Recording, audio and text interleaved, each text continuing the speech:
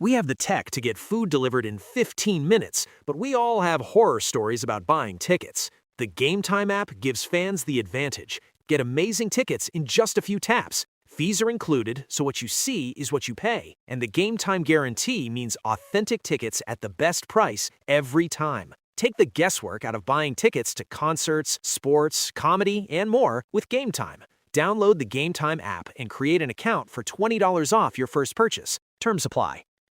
Always follow the money. That's what I always say. You always follow the money. Yeah. This is Follow the Money with Mitch Moss and Paulie Howard on VSiN. It's a great day to be alive, and it's a great day to be a bettor. Welcome to another edition of Follow the Money here on VSiN, the Sports Betting Network. We are not Mitch Moss and Paulie Howard. We are Femi Abebefe and Dustin Swedelson filling in for the fellas on this Friday of Memorial Day weekend. Dustin, how we doing? You can start to feel, I know it's not right now illustrated behind us, but you can start to feel walking into the property here at the Circa Resort and Casino in downtown Las Vegas that this is a special weekend here as we're kicking off summer. Oh, well, also, if you're going to sign up for the contest, you got to get in early if you want to get one of those hats. I waited last year. I did not get a hat, remember? Same. Contest opening up. Got to get in early if you want one of those caps because odds are it'll be the only thing I walk away from at the end of this thing. But a couple questions to start off. First of all, are we sitting too close? No, I think we're proper distance, right? Luke has given us the thumbs up behind I think of the song Too glasses. Close from back in the day. When you find out I get so excited. You got to read between the lines. Secondly, Femi and I walked into this studio. Stormy Bonantoni was by herself for the last 2 hours. My girl had that thermostat on 71 degrees in May. It's a certified sauna. I mean, what?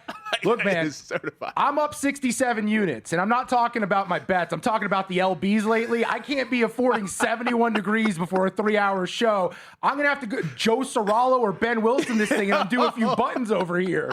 Shout out our guy Ben Wilson. Joe Sorallo, who I work with on Sundays, Live Bet Sunday. Make sure you check that out later on, noon to 4 West Coast time. That's 3 for 7 East Coast for those of you out there who can't do the math. Definitely a button-down guy, but I tend to be a button-down guy as well. Yeah, let the chest hair out a little bit. You know what? Not today, but maybe on Sunday. I do it more in the personal life. I should probably do it more here, although I've been told by management, less about you personally, we don't like it, more about the actual bets. So that's why I should probably button this button back up. But we're going to leave it for now. Well, Dustin Swedelson, the nameless, faceless widget here on VSiN as we're hanging out. No personal talk here from your boy. I think that might be broken over these next 3 hours. But we're hoping you guys hang out with us across these 3 hours. As always, make sure to watch us, vsin.com/watch, the VSiN Watch app. You can listen live as we're in your ear 24/7 on Sirius XM channel 158. And hit us up on Twitter. At VSiN Live on Twitter. He's at Dustin Swedelson. I'm at Femi Abebefe. Let us know how you're liking the show. Let us know what you're betting. Let us know what your plans are for this extended weekend. We also have our entire crew with us behind the glass. Our producer, Luke DeVasta, with us on the ones and twos. How did that work out? Mitch and Paulie got the day off, but Luke out here just grinding away on a Friday Memorial Day weekend? Bad planning by Luke. Man. Because it's always more work to have to work in 2 new pieces to the show. Like, just bail at that point and make someone else pick up the dirty work here, man. Luke doing yeoman's work, which we appreciate. But for Luke there, if I were him, I'd be like, what the hell did I just do? But, hey, we're going to have a good time, though, nonetheless, as we have 3 guests that will be joining us throughout these 3 hours, starting at 4:30 Eastern time. That's 30 minutes from right now. NBA betting analyst over at Covers, John Metler, will check in to give us his thoughts on tonight's massive Game 3 between the Oklahoma City Thunder and the San Antonio Spurs. Series tied at 1. Cannot wait to watch that game later this evening. Plus, can the Cavs get back into the series against the New York Knicks? We'll ask John that coming up in 30 minutes. 1 hour from right now, hockey insider Jeff Merrick will be joining the program. Going to check in to give us his handicap on tonight's Game 2, Vegas and Colorado. No Cale Makar for the Colorado Avalanche. He was out there in morning skate. We thought he might be able to play tonight. He was ruled out by head coach Jared Bednar earlier this afternoon. And then at 5:30 Eastern, World Series champion executive David Sampson, host of Nothing Personal with David Sampson, will give us his thoughts and assess where we're at in Major League Baseball as we usually kind of take the 10,000-foot view on Memorial Day weekend? Well, we've arrived, and now it's time to look big picture in the bigs. Yeah, this is about the point of the baseball season where you have to stop saying, well, it's early. Yeah, it ain't. It's starting to get late now for a few of these teams. The identities are still somewhat forming. Just because you're out of it now doesn't mean you'll be out of it later. Plenty of moves to be made. That's where I want to hit with Samson, because we've got a CBA coming up at the end of the year. We probably don't have baseball at least for a full season next year, and there's very likely a salary cap coming. I hope you're wrong with that assertion, by the way. My question for him is going to be, how many of these teams that are already outspending everyone else are going to continue to have that advantage and go all the way in the rest of the way and just completely overload their rosters, knowing that once the salary cap comes into place, they're going to have to tear it down either way. So they might as well just put everything to the middle and make bold moves and go for a ring. So you're saying to spend like there's no tomorrow? Yeah, I think the Yankees are the number one team I'm looking at. With the pressure on Cashman, with the pressure on Aaron Boone to finally get over the hump. Pressure on Aaron Judge. Yeah, the pitching looking like it is. You have to capitalize on these opportunities and windows.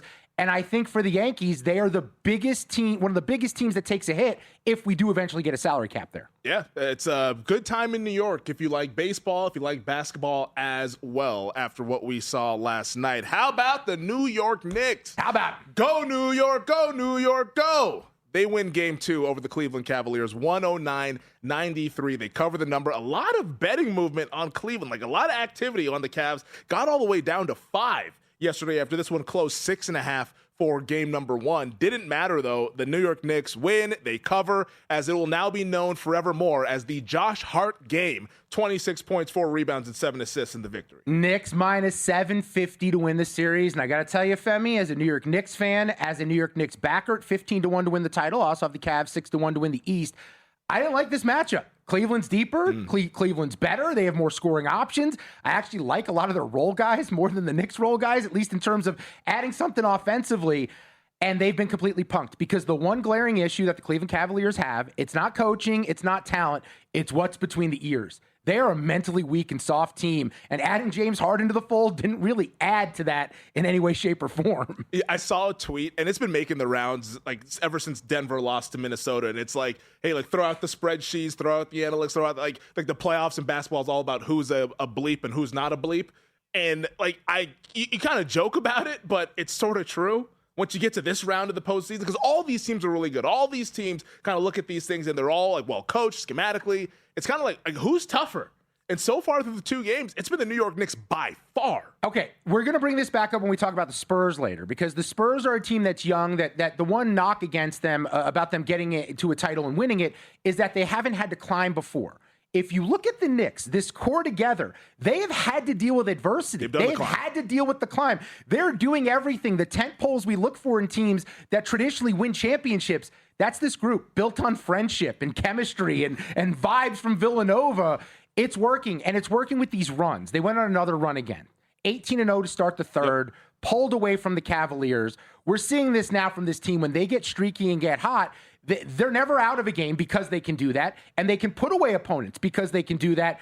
When I watch this Knicks team, there's a lot of flaws to be pointed out. But one thing that you can't deny is they understand how to play with each other, and they understand adversity. That is the complete opposite of what I'm seeing out of Cleveland right now. The message from Cavaliers camp, as we heard it at the podium from Kenny Atkinson, from Donovan Mitchell last night, was, hey, we just missed shots. Like, we had a lot of opportunities. We didn't knock down our shots. Kenny Atkinson even brought up shot quality. I thought we were about to have him on as a guest here at VSiN to talk about shot. Maybe we'll have Kenny Atkinson on during the college basketball season. It's never good when a head coach sounds like a bettor trying to defend why their bet was the right side. Yes, that's the way he's like, hey, like a good bet, bad result is what Kenny Atkinson was saying. But conversely, on the other side, the New York Knicks were not talking like that. Josh Hart, who was the star of the game, his comments afterwards, very, very interesting. Here's what he had to say after the Knicks went up 2-0 in the series. I'm never a huge analytics guy. At a certain point, they're a lamppost to a drunk person. You can lean on them, but it won't get you home. So at a certain point, you got to have a good feel for the game. Oh, my God, bro. I mean, even Karl Anthony Towns can't believe how he pulled it. And he did credit Jay Wright, apparently. He's the one that told him that quote back when he was playing at Villanova with Jalen Brunson and those guys. But I think he's right. The analytics, they're a tool in the toolbox. They're a lamppost to lean on, if you will, but it's not going to take you home. Look, I like analytics as much as anyone who like moderately likes them. I'm not someone who believes they're end all be all. But first of all, I think a lot of people use it as a hedge. I think it's a big issue I have with quoting analytics. Well, the analytics said it was right. Okay, do you know how many times I've had numbers to back up a bet being the correct side of a bet and hasn't worked out, but a situational human aspect of a game like rest or bounce back or whatever it may be winds up being right way more? You can quote all the numbers you want. At the end of the day, you got to play basketball. And who's the better basketball player, who's the better basketball team? That's what we're going to find out in this series. Now, Josh Hart had an all-time game. Josh Hart was out of his mind. 26, 4, 7, 5 of 11 from 3. And I think here's what's really important. Good coaches make adjustments. Kenny Atkinson has failed now on 2 occasions to make adjustments in this series. Yep. Obviously, the big run in game number 1. But game 2, they dared Josh Hart to shoot the 3. He missed his first 3. They kept leaving him open. He started making them, and they still weren't defending him. That's how he ended up with a playoff career high. The Knicks 9-0, and Hart scores 20-plus each game. And he was knocking down threes. I don't know if that's a recipe that can continue, but I would say Cleveland, at some point when he starts shooting those threes, you have to defend him a little bit differently. Yeah, I mean, it's like a blackjack player, right? You know, yeah. Like he's playing blackjack. It's like, hey, well, like, I'm not going to hit. I'm not going to hit. I'm not going to hit. And it's like, I get it, but you might lose. And in this instance, like, even though mathematically, like, having Josh Hart shoot a bunch of threes, you would think in theory, good sign for Cleveland. But last night happened to be one of those bad times. And with that, with Josh Hart, Alex Caruso, the impacts he's had in the other Western Conference final. I was on VSiN Live, Mad Dog Sports Radio with Patrick Maher last night. We were talking about Caruso being a potentially top 5 role player of all time. So I sent it in the group text earlier about who are the best all-time role guys in the history of the NBA. So create your starting 5, tweet us at Femi Abebefe, at Dustin Sweetelson, at VSiN Live. Who is your role player starting 5? Because Josh Hart might be on my 5. Ooh. So I did not go with current guys. I went with throwback guys. Well, we'll get into that conversation a little bit later on. But to put a button on what we saw, put a bow, I should say, put a button on. Wow. Button works too. That's a whole C-Web classic there. I mean, the button closes sometimes, not for me these days, not with this jacket on, I can tell you that. He's up 67 units if you missed that one earlier. But to put a bow on it, I mean, you look at how last night's game played out, as poorly as Cleveland played. They only lost by 16. Okay, so I'm telling you, I'm just saying. Lost by 16. I'm just saying. They only lost by 16. So yes, Dustin Sweetelson, New York Knicks fan, let's not hang the banner just yet. We'll talk more about that when we come back here, as we're just getting started on Follow the Money.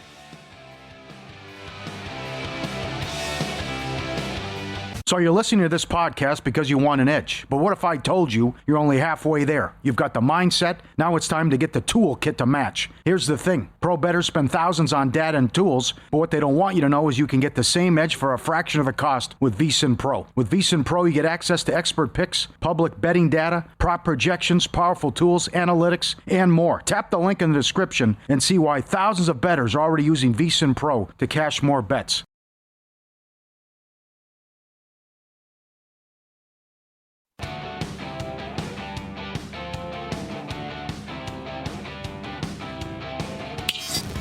This is Follow the Money on VSiN. Circus 2026 football contests open today. And if you don't have to live in Las Vegas to play for it, after you registered in-person registration, after your required in-person registration, Winner's Circle Proxy handles your weekly submissions so you can make your picks from anywhere in the country. Winner's Circle Proxy is VSiN's preferred proxy service. One trip to Vegas, play all season long from anywhere. Schedule your appointment now at winnerscircleproxy.com. I was getting distracted by what's happening at Wrigley Field. Welcome back. This is Follow the Money. Femi Abebefe, Dustin Sweetelson, hanging out with you guys here on VSiN. I thought we had action there for a second, but we almost did. Nice play by the outfielder there for the Houston Astros. As one down, I believe. Yeah, one down in the ninth here. It was a 3-0 count on Michael Busch. He took a borderline pitch for a strike and then flew out to left. So glycerine. I just wanted to mix in a glycerine reference for Bush. Yeah, I know people heard me say Bush. They thought I was going to go in another direction. They got very nervous. But no, I was just going to reference the musician, the band in the 90s. What were their 2 songs? It was Hey Glycerine. I was like, yeah, your guess is as good as mine. It was Glycerine and Hey Jealousy. No, it's the Gin Blossoms. I'm confusing them with the Gin Blossoms. Well, I've never heard of these songs. No, you know Bush. I feel like if you probably, well, I don't know if you can play it because I think you're typing now. I'm getting nervous that you might actually try to pull something up here. The other one's Machine Head. Everyone knows Machine Head. Well, you're gonna have to give me more. I know. I gotta remember how it goes. It's been a minute. I'm like, bro, that could have been a cartoon. It could be a song. It could be a movie. I don't know. It was. Oh God, how does it start? It's a guitar riff that you will know. I'll play it for you in the break. Trust me, our audience, they love Bush. And I'm sure they're cursing me right now for like not knowing this off the top of my head. Sacrilegious. So I told Kelly Bidlin a bit I used to do back in the day when I did very small market radio in Valdosta, Georgia. I'd be like, how many people were listening? So I'd come back from break and I'd play like Metallica. And I'd be like, yeah, I've heard I'd be that. like, this is my favorite. This is my favorite AC/DC song of all time. And then the phone lines would light up like, it's Metallica, you moron. How do you not know? And like that's the game you play. So Luke played a song in our ears. So that's like the breathe in, breathe Yeah, out, that's it. breathe. Okay, yeah, I've heard that. Yeah. I mean, I used to play high school football, so I had to be in the weight room, and that's like on like the weight room soundtrack playlist because we would try to play hip hop. Our coach, not as big of a fan because sometimes, shocker. Sometimes some dancing would be happening going on. He's like, hey, you need to be lifting weights. Not having fun. Yeah, it's like, how dare you have fun in the off season? So then he put on his AC/DC, all his stuff. I'm like, all right, whatever. Like Back in Black, okay, cool, this is awesome. Like, and I know they are good songs, but it's just not my cup of tea. Well, yeah, it's ironic that the coach is using the music that fires him up for the players to be fired up that don't relate to it at all. I'm like, bro, we're the ones that are lifting. What's going on here? What position did Throw that young Jeezy on, dog. What position did a young Femi Abebefe play in high school football? Oh, I was an offensive tackle and defensive tackle, man. We were both sides of the ball, baby. Baby, we were all league, all area. We were out there in them streets. Did not make all state though because of politics, but hey, had a good career. Wait. Yeah. What's the politics? What's the politics? Not politics in like 2026. This is like old-fashioned politics, like like favoritism. And not like the New York Giants quarterback being involved today? I did see that. and that's all I'll say about that. I did see that. Final score, Houston 4, Cubs 2. Bailed you out there. All right. So fly the L, as Brewers fans like to say. I have a buddy who's a Brewers fan. He always says fly the L whenever the Cubs lose. Look, this is an issue. I know Chicago went on a little bit of a run here. They're still 8 games above 500, right? Everyone in that division looks like they have cooled off. But let's look now. We're looking at 1, 2, 3, 4, 5. That's 6 in a row. 10 of 12 they've lost. And remember, this is a team that has pitching woes, right? Justin Steele hasn't thrown a pitch this season. They're dealing with injuries to that rotation. I just don't see how they withstand this, especially once you get into the summer months. You're asking so much out of Imanaga, who, by the way, they didn't pick up his contract for next year. And then you have Edward Cabrera, who I think is highly overrated. And I think they're going to wind up losing that trade, trading Owen Casey down there to Miami. I don't know how this team just relies on their lineup to get it done when they're not good enough and they don't have the arms that you need to get through a summer here.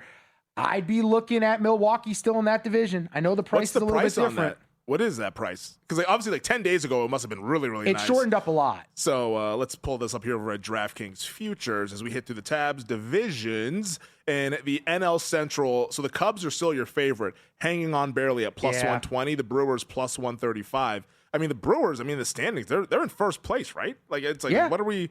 Like, what are we doing with that? Like, this is a tried and true Milwaukee team that, they had the best record in the NL last year. Like, this playoff stuff aside, because I don't believe in the Brewers in October, but the months of April through September, like, the Brewers are pretty damn good. Like, I feel like the Brewers should be the favorites at this point, no? Okay, I'm with you. I'm a big Brewers guy. I usually have a Brewers bet every year. This is the first year I don't have any Brewers action right now.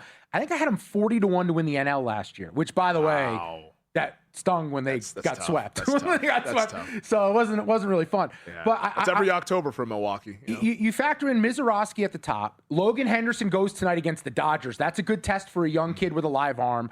And I know Woodruff's injured, and I know they've got injuries to guys like Priester and whatnot in the minors. We don't know when or how we're going to see them later.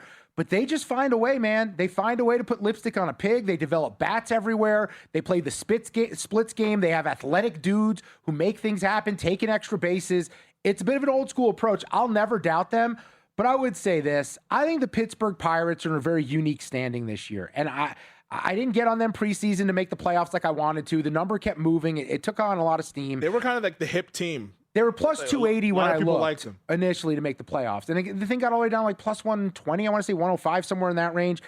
They're 2 games above 500. And I think with the lockout coming, again, this is going to be my theory, and we'll run it by David Sampson when we have him on later on in the show. Coming up in 10 minutes. But could Pittsburgh just be going all in here and capitalizing on this run and trying to do something before everything kind of changes down the road? And capitalizing on not having to pay Paul Skeens yet. Because remember, we're going to be 1 year post this lockout, whatever it is, however long it is, that we're now one less year of a cheap Paul Skeens under contract for them. But do they strike you as the type of organization that would do that? Because like the Dodgers and Yankees do. No, the Pirates do not. No, their owner, and we had John Smoltz on last week, 2 weeks ago to talk about it, and he said, I love the Pirates, but until that ownership proves to me they're willing to do it, I can't trust that they'll do it. I just think that division's there for the taking. I think they're a playoff team, and as long as they have Paul Skeens, kind of like the Tigers, right? If you can line it up for 3 games in a 7-game series to have Paul Skeens, you have a very good chance of winning that series. Yeah, I mean, like, he's as scary a pitcher as you'll find in Major League Baseball. And, like, the National League is loaded with those guys, but Skeens, at his A game, is still the best amongst them all. Like, that's why he won the Cy Young last year. He is a dangerous one. But how about that division, though? I mean, all the teams above 500 with, like, your Milwaukee. Like we usually think about this division as an afterthought, the NL Central. It's like, oh, the Brewers will take care of business, whatever. Or if the Cubs are good, then people get excited. But I mean, even Cincinnati and Pittsburgh, they're all above 500. It's crazy. Like, it's a little jumbled mess there. 4.5 games separate the Brewers from the last place Cincinnati Reds and Pittsburgh Pirates. Yeah, and I don't know why. I just have this thing with the Cubs where I enjoy watching them fail. I don't. They've never done anything to me. Have you ever been out to Wrigley? No. You gotta go, man. Well, Chicago. Gotta go. This time of year. This is when you go to Chicago. Yeah, too. it's this the is the time of year. Oh my! I went 2 years ago, 4th of July week. Phenomenal. Yeah. I was telling Luke about this before the show. Like it was a Friday game, so it was like this. It was like that 1:10 first pitch day game. We went out there, my wife and I, for brunch before the game started to Wrigleyville. Like we did the whole, because we were staying over by River North along the river. Then we rode the L to Wrigleyville, like doing the whole like touristy, trying to be immersed in the Chicago experience. Went to brunch, walked over to the ballpark, hung out at one of the ballpark breweries or whatever that's close by. Love that. Had some beers, went to the game. Justin Steele, who you mentioned, pitched a complete game. They were taking on the Angels a couple years ago. Complete game for Justin Steele. Wow. Went to the Cubby Bar after the game. Party still vibing. I was like, I don't know how people work on a Friday in Chicago, especially if you're on the north side. It was a phenomenal experience. Quick search. Check it out. Justin Steele, no relation to Lexington, according to my research here. But the Cubbies. Yeah, Wrigley. I have to go to Wrigley. I haven't been to a lot of the big stadiums, like a lot of the major ones. I got you with that one, huh? Yeah, I haven't been to a lot of the big boys. We're all 14 one time. Yeah. Hey, look, if you're gonna lay it out there, I'm gonna hit it out of the park. I do have to get to Wrigley. Chicago is one of my favorite cities in the world. I will leave it at that. But if I'm betting anyone, I'm looking at Pittsburgh 9.5 to 1 to win the division. I don't think they're going quietly as we get into the summer months because of the pitching, because of the balance of the attack. I like their lineup. Bullpen concerns me to some degree, but we'll see. We'll see with Pittsburgh. That's the shot that I would take 9.5 to 1 to win the division. There are people in the audience who have no idea what the hell your quip just meant, and those people are pure. I feel bad for them. No, I don't. I'm actually jealous of those people. Well, we got an email. I got an email from Michael Kristen, who writes in, what's Please the email? don't Google. FTM@vsin.com. Yeah. FTM. He said, Machine Head, words may not be right. He said, got a machine head better than the rest, green to red, machine head. He nailed it. That's the lyrics. Those are lyrics. That's the breathe in, breathe out song? Or Breathe in, breathe out, breathe in, breathe. Feels like that was in Varsity Blues. Yeah, right? I mean, it was like classic, like 2000s. If you were in high school at that time, just like everyone was playing that song. There goes my hero. Is that them? That's or is Foo that somebody? Fighters. I was gonna say, I'm pretty sure that's like my neck of the woods. I'm just playing like the Friday Night Lights soundtrack that everyone had going on Friday nights in the pickup truck pulling up to the game. Yeah, there you go. The Foo Fighters. Shout out to the Foo Fighters. Any other musical drops that you want to give us before we head to break? No, but I'm seeing Ken Rosenthal with a report that maybe the Rays could be in the mix for Tarek Skubal in the trade market. Yeah, I'll believe that when I see it. Ooh, spicy. The Rays getting active? I don't know about that one. We'll ask David Sampson that question when we come back here on Follow the Money on VSiN, the Sports Betting Network.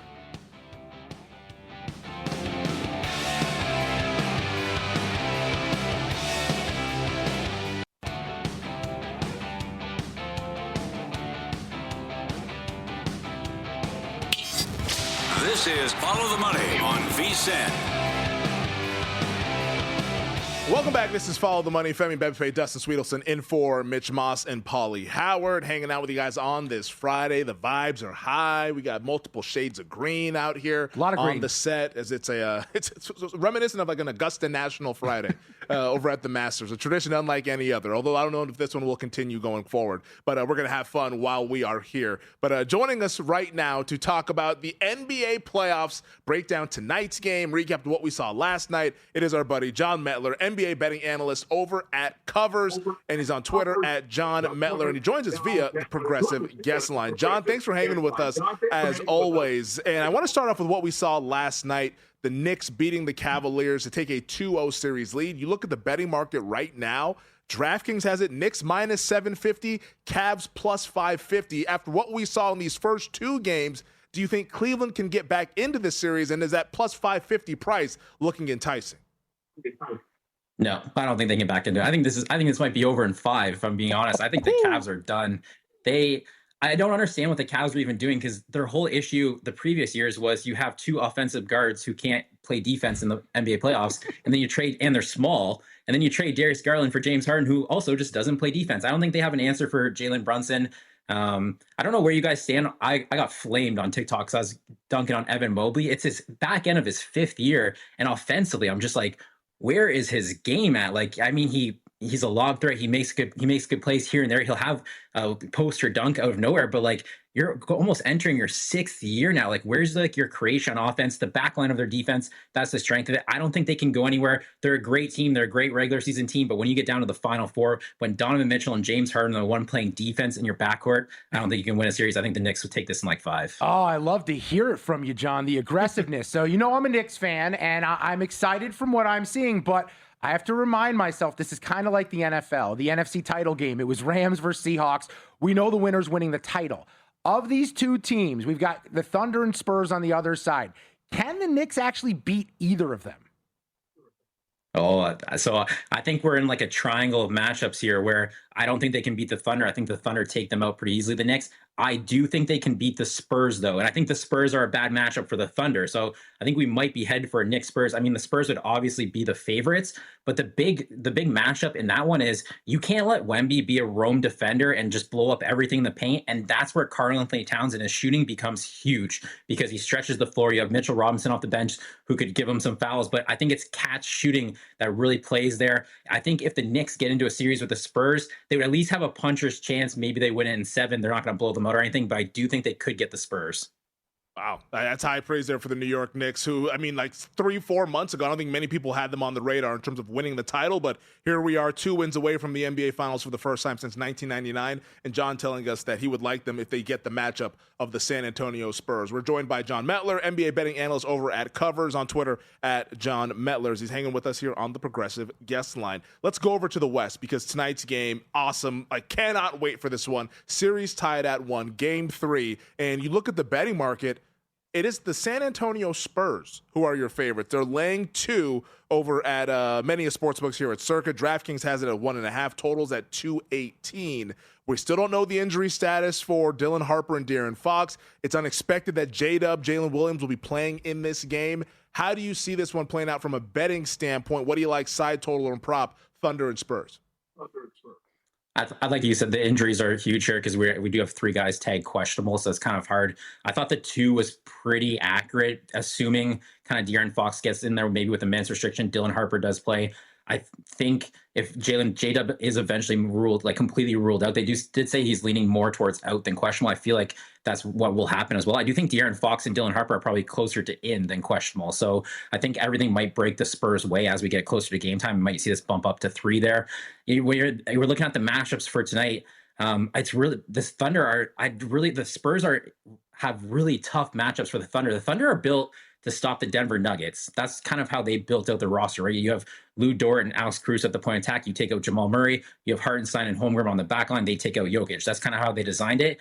That lineup is kind of a problem against the Spurs because you can't really play Hartenstein and Holmgren at the same time because Hartenstein's just not an offensive threat at all. Like, you want to keep him in there for his defense, but it allows Wemby to roam. It allows him to bother SGA's mid-range game. So, like, what do you do with the homegrown Hartenstein? Do you split them up? Do you only put Hartenstein in? I think the Thunder, I think they're honestly in a lot of trouble in this series. This is not who they wanted to face. They rely off turnovers. And if the Spurs can get Dylan Harper and De'Aaron Fox back in this game, and they have 3 guards who can create, that is huge for kind of breaking down that point of attack defense where they can take out and suffocate one guard, but it's really hard when you have 3 that can create. All right, but you like a prop in this game on Wemby. How do you want to attack the board with him in this situation, coming back home where he's not afraid to shoot? He showed us in game 1, game on the line, not afraid to shoot. How are you betting on Wemby tonight? Yeah, I think as I was joking off air, I was like, this is probably the squarest bet here. I'm going to go Wemby over 25.5 points.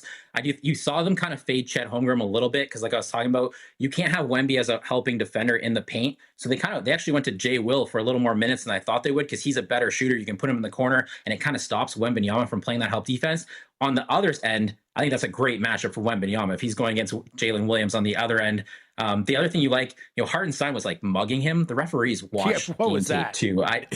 He was all over him. The referees watched game tape too. I'd be shocked if they don't clean that up. And like I said, I do think Dylan Harper and De'Aaron Fox, this bet was kind of more on the injury report than Wembanyama because I do think if those two get into the game, they're able to collapse the defense way more, get him easier buckets. Right now, his buckets are kind of hard because you only have the one guard, Stephon Castle, creating for him. If he gets all 3 in there, I think they can get him way easier buckets around the rim. 25.5. I do like his 3-point shootings look pretty crisp in this series too. So I go Wembanyama over 25.5 points there. I think it was like minus 120. I thought it should be closer to like minus 160. Well, let's live in like a hypothetical world here. We're going to find out at least in like 4 hours or so who's playing in game 3. But let's say that Fox and Harper are out there on the floor for San Antonio and J-Dub is out for the foreseeable future, given the fact that this is the 4th time that he's injured his hamstring.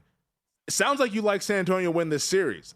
In how many games though, John? Like where is it Spurs in 6? Is it Spurs in 7? Like how long does this series go if San Antonio is healthy and J-Dub is out for OKC? Yeah, I think with the Thunder having home court, I think I'd feel more comfortable saying 7. I think it's still a really good series. I don't think they blow them out, but I just do think they do have the matchups. And like you said, Jalen Williams, that's a huge problem for them losing that second creator. They've really relied on those role players hitting 3-point shots in this series to kind of bail out that offense here. Like Alex, everyone's joking after game 1. They're like, can we really expect that type of performance from Wembanyama again? It's like, can you really expect that type of performance from Alex Caruso again? Like Alex Caruso gave you 30 to send this game to overtime. So like Cason Wallace was knocking down shots. Jared McCain, they're relying on a lot of role players to make shots. And now you're going on the road where, typically role players don't shoot it as well. I think they're really going to miss that second creator because, like I said, Stephon Castle's a really good defender himself. And he's a nightmare for Shai Gilgeous-Alexander. And also Wemby can also now kind of focus on SGA. So without J-Dub, I would have a really hard time backing the Thunder in this series. Okay, with all the injury stuff up in the air, let's assume J-Dub's out. It feels like AJ Mitchell, Caruso, those are probably the 2 guys that benefit from that side. Let's live in another hypothetical world, as Femi framed it, where Harper and Fox are unable to go tonight for San Antonio. Is there someone who benefits from their absence? Because I was toying around with Harrison Barnes or Carter Bryant or maybe rebounds and assists for Castle because he's going to have to be that main facilitator. Who do you think benefits the most from a player prop perspective? I would say Devin Vassell with his points. I thought Devin Vassell, it was about 14.5. I thought it was pretty close. Like you could bet it, assuming I think he had a half, like a small lean if those players play. Like you could argue that there is an edge. So if they're out, I think for sure he's gonna. That's a player prop you would want to target there at 14.5. It will obviously move if they're out, but I think you could argue that it's a good play even if those players play. So I think he took 12 threes last game. He needs to shoot. He's very clearly, you can tell with your eyes when you watch the game, he's been told by Mitch Johnson, you need to fire as many threes as possible because he was taking contested threes and he knocked down 6 of them last game. So I would say Devin Vassell for sure. John, we got about 45 seconds left. Who's going to win the NBA title? Because right now OKC's minus 105, Spurs plus 210, the Knicks plus 370. But based on what you've told us here in these 15 minutes, it sounds like you like San Antonio to win the West, and you said that the Knicks match up pretty well with the Spurs. Are you going Knicks here to win the title? Are they finally going to end the drought out there at the Madison Square Garden? You can put it on record. I will go with the New York Knicks. Wow. Becky Hammon will be down bad when Jalen Brunson wins the title because I don't think I think they've had a pretty good price this whole year. Obviously, it kind of fluctuates a little bit. You can catch better prices, but I just think everyone's assumed whoever wins the West will win the NBA Finals. But I really do think the Knicks can match up with the Spurs. And if they get the Spurs, I think that's the matchup they need. And I think they could win. And I think that plus 370 is probably your best bet of the three on the board. Wow. You can also do Knicks over Spurs plus 700 over at DraftKings if you want to bet the exacta there. But if you want to just play it straight, Knicks plus 370. That is bold because it's like you mentioned, a lot of people have been saying the Western Conference is the real NBA Finals, not our guy John Metler, who you can make sure to check out over at Covers, NBA betting analyst on Twitter at John Metler. John, we appreciate it as always. Good luck with the bets, man, and be well. All right, enjoy your Friday, everyone. Appreciate it, dude. Awesome stuff. Joining us via the Progressive Guest Line. Shots fired at Las Vegas Aces head coach Becky Hammond. Hey, but this also just brings up, if you believe the Thunder are inevitable, this is the last chance to get them at minus 105. Yes. Yeah. Last chance, last call. Yeah, especially if they win tonight. That minus 105 ain't going to be there coming up tomorrow morning. We'll wrap up the hour on the other side. This is Follow the Money. Femi Bebefe, Dustin Sweetelson hanging out with you guys here on a Friday.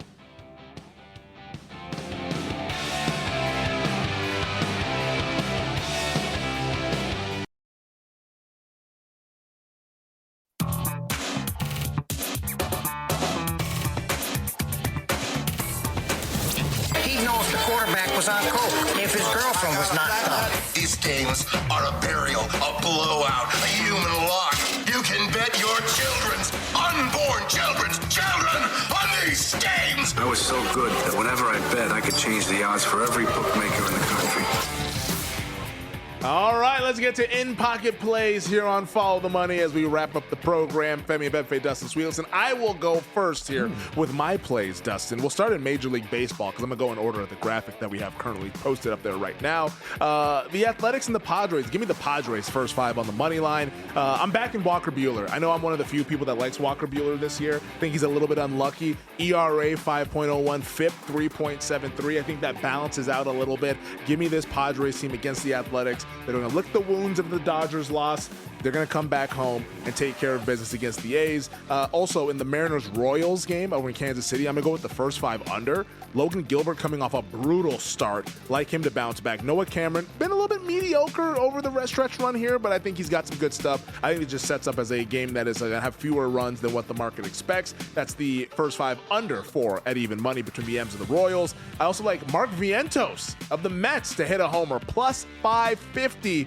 Vientos has been struggling this season, but now we're getting to the price where it's just a little enticing. You're giving me plus 550. Meanwhile, Yuri Perez, that guy's been a little shaky. So I like this matchup here. So Mark Vientos to touch them all at plus 550. Finally tonight in Major League Baseball in the Bronx, I'm going to go with the Rays-Yankees first five over 4. It's at minus 125. I just can't wait to watch this series. I know we're all excited for Garrett Cole. Good to see him back. But one of the things that I like to do is fade pitchers who are making their debuts. Hasn't pitched in the big league since the 2024 World Series. Also, Nick Martinez, he's been dealing recently. I think he regresses a little against this Yankee lineup. So give me the first five over 4, minus 125. And then finally tonight on the ice, let's light the lamp. Over 6 between the Vegas Golden Knights and the Colorado Avalanche, minus 115.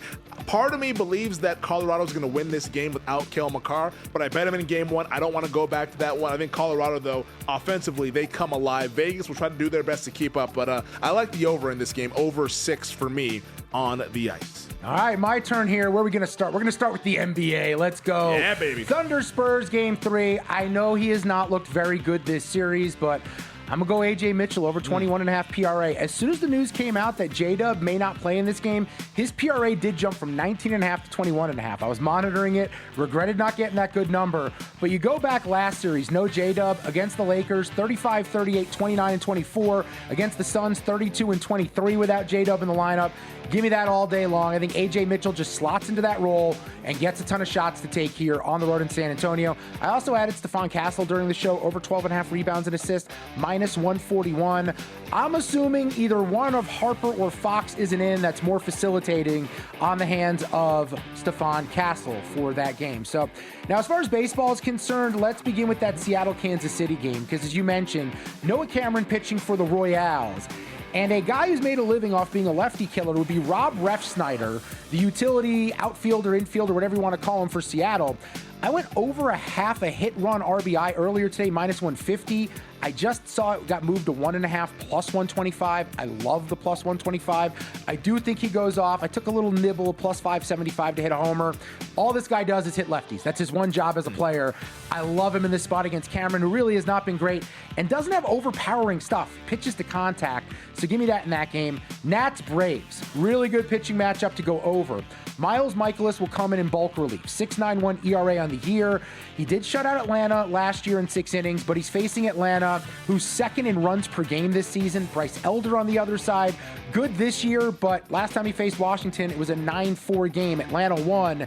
He pitches to contact. Nats put the ball in play. The Nats bullpen is horrendous. I love getting even money on the over 9 in that contest.